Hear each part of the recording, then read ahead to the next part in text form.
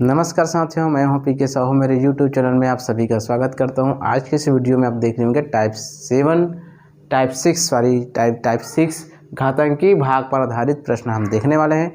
इसके पहले आप सभी वीडियो देख रहे होंगे, आई होप आपको अच्छा लग रहा होगा। तो आज के इस वीडियो में आप देखेंगे कि किस प्रकार से क्वेश्चन जो पूछे जा चुके हैं, जितने भी व्यापम में आते हैं, जैसे अमीन हो गया, पटवारी हो गया, छात्र अधीक्षक हो गया, ऐसे में इस प्रश्न को पूछे जाते हैं। साथ ही साथ शिक्षक भर्ती, सहायक शिक्षक भर्ती में भी, यहाँ तक कि CGPSC में भी इस टाइप के क्वेश्चन पूछे जाते हैं।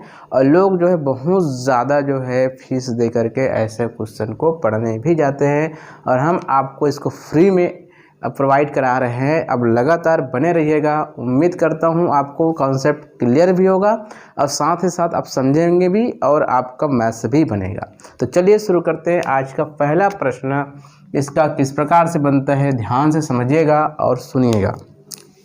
सबसे पहले आप देखते हैं इसका कुछ नियम है। क्या नियम है? इसके जो घातांकी भाग पर आधारित दिया है तो कुछ नियम है, उसको आप नोट कर लीजिएगा। नोट करने के बाद ही आपको समझ में आएगा। दो ही चीज़ यहाँ पे नियम में आपको बता देता हूँ। इसका नियम, पहला नियम है, यदि n बराबर सम हो या विषम हो, n सम हो या विषम हो, यदि वो इस प्रकार से है x की घात n-1, तो ये x-1 से पूर्णतः भाज्य होगा, पूर्णतः भाज्य होगा, पहला। और उसके बाद दूसरा है n बराबर विषम हो, विषम हो तो x की घात n+1 x+1 से भाग जाएगा, मतलब भाज्य होगा, पूर्णतः क्या होगा, भाज्य होगा। तो दो चीज़ है, या तो ये इस प्रकार से n बराबर सम हो या विषम हो। यदि वो x-1 है तो x-1 से पूर्णतः भाज्य होगा। यदि वो n बराबर विषम हो तो x की घात n+1, मतलब इसकी घात n भी कर सकते हैं, क्योंकि एक की घात n कितने बार भी हो वैसे ही होगा। तो x+1 से पूरा ये भाग जाएगा। तो दो तरीका से बनता है। एक और चीज़ होता है जिसमें तीसरा होता है, यहाँ पे आप देखेंगे, जहाँ पे भाग, जिसे हम बोलते हैं भाज्य, है ना, वो यदि अभाज्य है, ठीक है। एक होता है भाजक, भाज्य और भागफल। यदि भाजक, कभी कभी क्या होता है, भाजक जो है अभाज्य होता है, अभाज्य होता है, तो घातांक को भाग देकर हल किया जाता है, हल किया जाता है कुछ इस प्रकार से।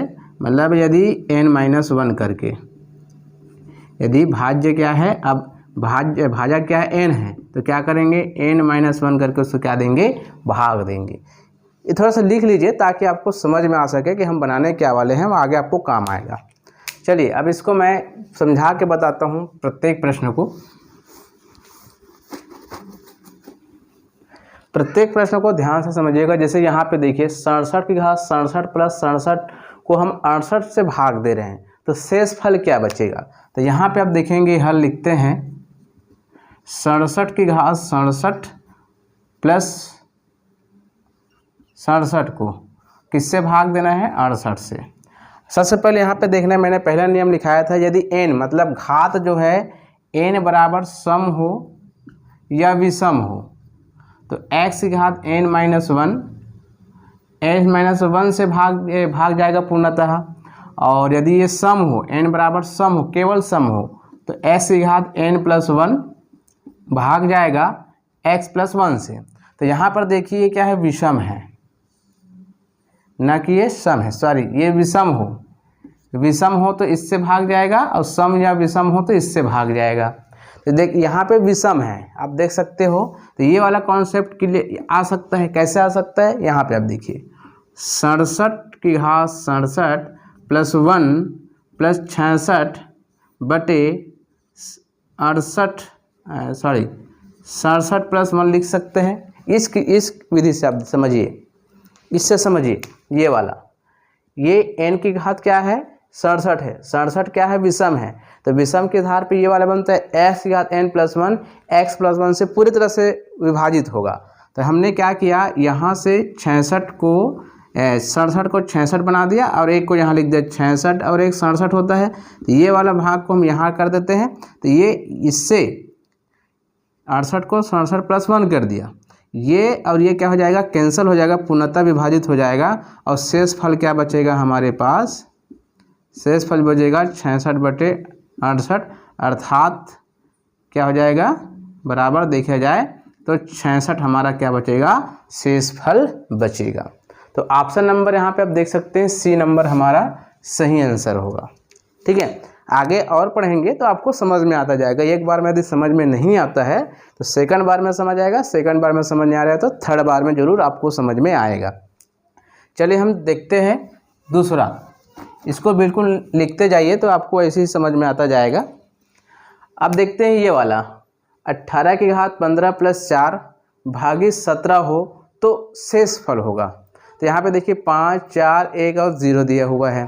तो यहाँ पे देखते हैं हल, 18 की घात 15 + 4 को हम किससे भाग देना है, 17 से भाग देना है।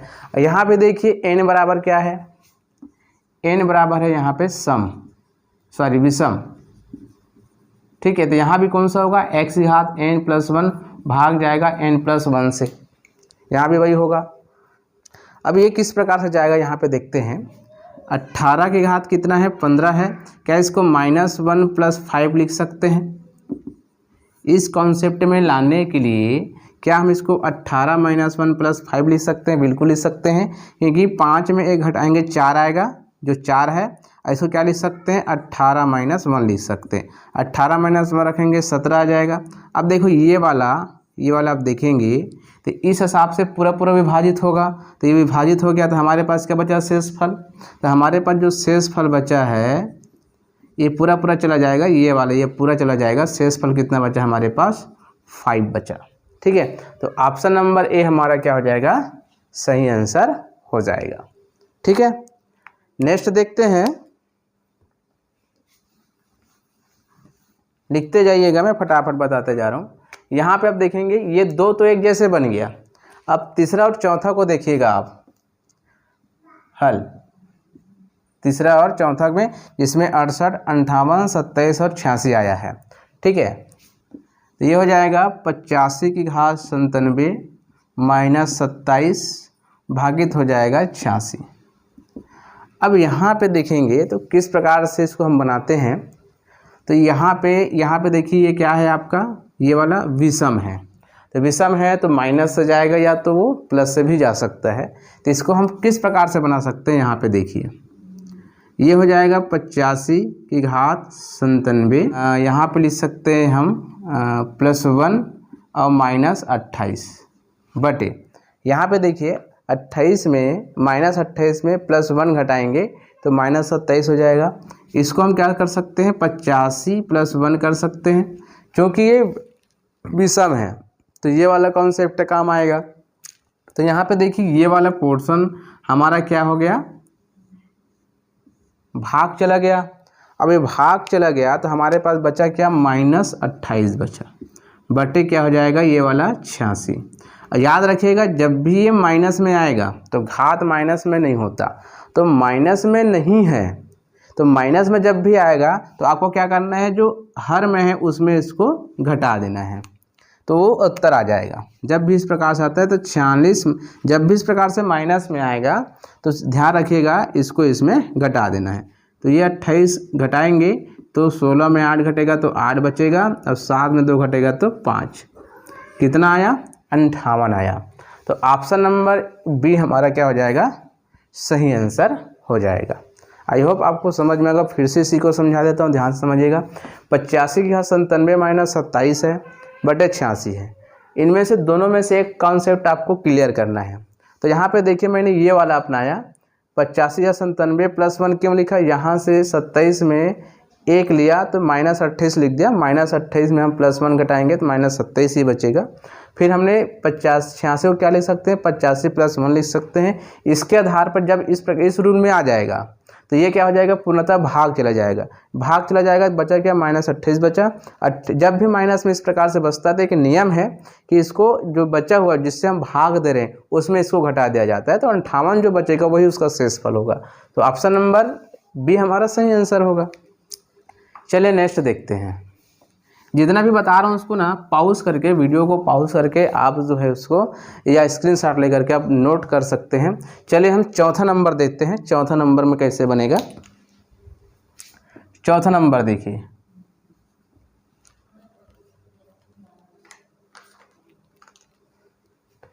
दो 2017 की घात 22 को 23 से भाग देने पर 2017 को 2017 की घात 22 को 23 से भाग देना है। आपको ध्यान होगा मैंने एक चीज़ लिखवाया था, यदि भाजक जो है अभाज्य संख्या हो तो उसके घात उसमें एक माइनस करके उसके जो घात है उसको भाग दे दिए जाते हैं, उसके आधार पर बनाया जाता है। तो ध्यान रखिएगा, इसका एक अलग रूल है थोड़ा सा, चाहे तो हम उस विधि से बना सकते हैं, लेकिन आपके पास यदि इस प्रकार से आता है ना, जिसमें बड़ा संख्या है, अब यहाँ पे छोटा संख्या है, अब ये अभाज्य है, या ये क्या है आपका अभाज्य है, ठीक है, इस प्रकार से आता है, तो आपको किस प्रकार से बनाएंगे, क्या करेंगे, अभाज्य का 23 में घटा दीजिए, बचा कितना 22। अब ये 22 से इसके घात को भाग देना है, ये दूसरा तरीका है लेकिन वही बनेगा वही, इसको भाग दीजिए और शेषफल कितना आया 22 एकम 22, शेषफल कितना आया 0, शेषफल कितना आया 0। तो इसको कैसे लिखेंगे पता है, 2017 की घात 0 लिखेंगे बटे 23 लिखेंगे इसको। अब आपको पता है घात के नियम में x की घात 0 बराबर क्या होता है 1, तो यहाँ पे 2017 की घात 0 है तो हो जाएगा 1 बटे 23, तो ये जो बचा है क्या हो जाएगा शेषफल हो जाएगा, ये हो जाएगा शेषफल। ये अलग नियम है, जब भी अभाज्य संख्या दिया हो भाग देने के लिए तो जो भाग है भाजक है उसमें कम कर देना है और दिए गए संख्या के घात को भाग देना है, उसका जो शेषफल है उसको यहाँ लिख देना है। अब आपको पता है कि यहाँ पे 0x का 0 इक्वल टू 1 होता है, इसका बटे 1 आया, तो जो बचेगा लास्ट में वही उसका शेषफल होगा। ये इस प्रकार से बनेगा, उसी प्रकार से हम देखेंगे और आपको चिंता करने की आवश्यकता नहीं है। इसी प्रकार से क्वेश्चन और बनेगा, जैसे ये 6वां नंबर क्वेश्चन बनेगा तो 6वां नंबर को मैं पहले बताऊंगा फिर 5वां बताऊंगा ताकि आपको समझ में आ जाए। चलिए मैं 6वां नंबर क्वेश्चन बताता हूँ आपको। 13 की घात 73 प्लस 14 की घात 3 को 11 से विभाजित किया जाता है तब शेषफल क्या होगा, ये प्रश्न पूछा जा रहा है। तो आपको करना क्या है, 11 से इसको भाग देना है। तो क्या करना पड़ेगा, 13 की घात 73 बटे 11 प्लस 14 की घात 3 बटे 11, दोनों को भाग देंगे। तो यहाँ से 11 एकम 11 करेंगे तो यहाँ पे 2 की घात 73 हो जाएगा, ये 2 की घात प्लस ये भी 11 एकम 11, 11 एकम 11 करेंगे तो 3 की घात 3 बटे यहाँ पे 11 ही रहेगा, ठीक है। अब इसको हम क्या करेंगे देखिएगा, 2 की घात, अब यहाँ पे देखो ये इस रूप में आ गया, जैसे मैंने बताया था ये रूप में आ गया। किस कैसे रूप में आ गया, देखो अभाज्य संख्या है तो अभाज्य संख्या क्या करता है, 11 में 1 घटा देंगे 10 बचेगा। अब इसके जो घात है उसको भाग देंगे, जो भाग देने लायक हो, जैसे यहाँ भाग तो नहीं दे सकते इसको लेकिन इसको दे सकते हैं। कितने बार में जाएगा, 10 सत्ते 70, अब शेषफल कितना बचेगा 3। 73 को हम 73 को 70 10 से भाग देंगे, 10 सत्ते 70, 3 बचेगा।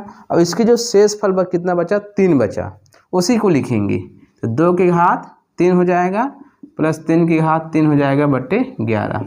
तो 2 का गुना 3 बार करेंगे तो 2 दूनी 4, 4 दूनी 8 हो जाएगा, प्लस 3 का गुना 3 बार करेंगे ना कि 3 से, 3 त्रिक 9, 9 तिया 27 हो जाएगा बटे 11।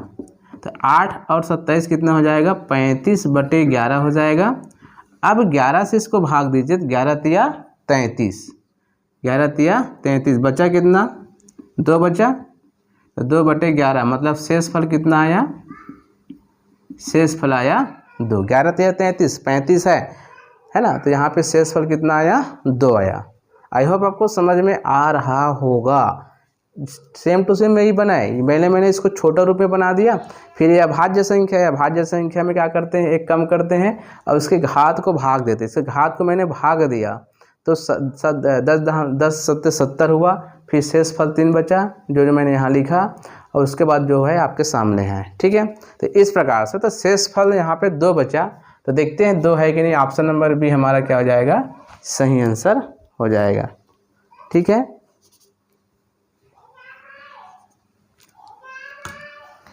चलिए और देखते हैं। ये रहा छठवां का। अब आ गया पांचवा का। अब बनाकर देखिएगा कि कितना आता है। पॉज कर लीजिए वीडियो को और बना के देखिए कि उत्तर कितना आता है। ठीक है, तो 5वां नंबर का क्वेश्चन आप देखेंगे तो ये भी इजी ही है। 45 की घात 50 माइनस 9 भागित 4, मतलब यहाँ पे भागित 4 कर देते हैं। तो अब देखिए यहाँ पे n की घात 50 मतलब सम है, तो सीधी सी बात है साथियों, x की घात n माइनस 1 बटे x माइनस 1 से ही जाएगा। ठीक है, तो कैसे करेंगे इसको, 44 है यहाँ पे, 44 -1 होना चाहिए, यहाँ पे -1 ही होना चाहिए। तो क्या करेंगे पता है, 45 की घात 50 कर देंगे प्लस -1 कर देंगे इसको, -1 -8 बटे 45 -1 कर देंगे। 45 -1 -8 -9 हो जाएगा। और यहाँ पे देखिए 45 में घटाएंगे 44 हो जाएगा। तो ये वाला जो भाग है साथियों ये पूरा चला जाएगा। अब बचेगा कितना हमारे पास, -8 बचेगा। क्या बचेगा, -8 और नीचे में क्या है 44।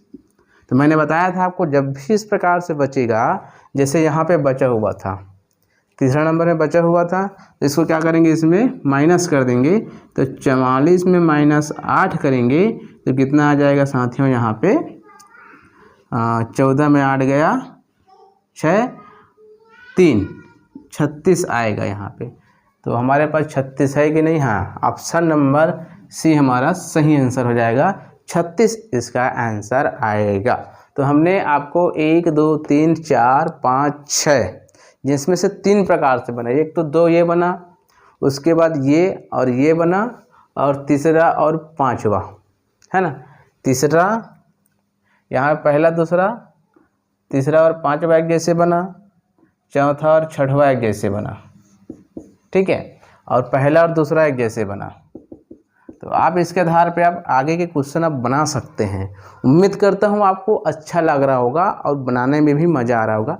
आपके पास बुक्स होंगे तो वहाँ से आप प्रैक्टिस भी कर सकते हैं। ऐसा क्वेश्चन बिना प्रैक्टिस के कुछ नहीं होगा। जब तक कि आप प्रैक्टिस नहीं करेंगे आप कोई भी गणित अच्छे से नहीं बना पाएंगे।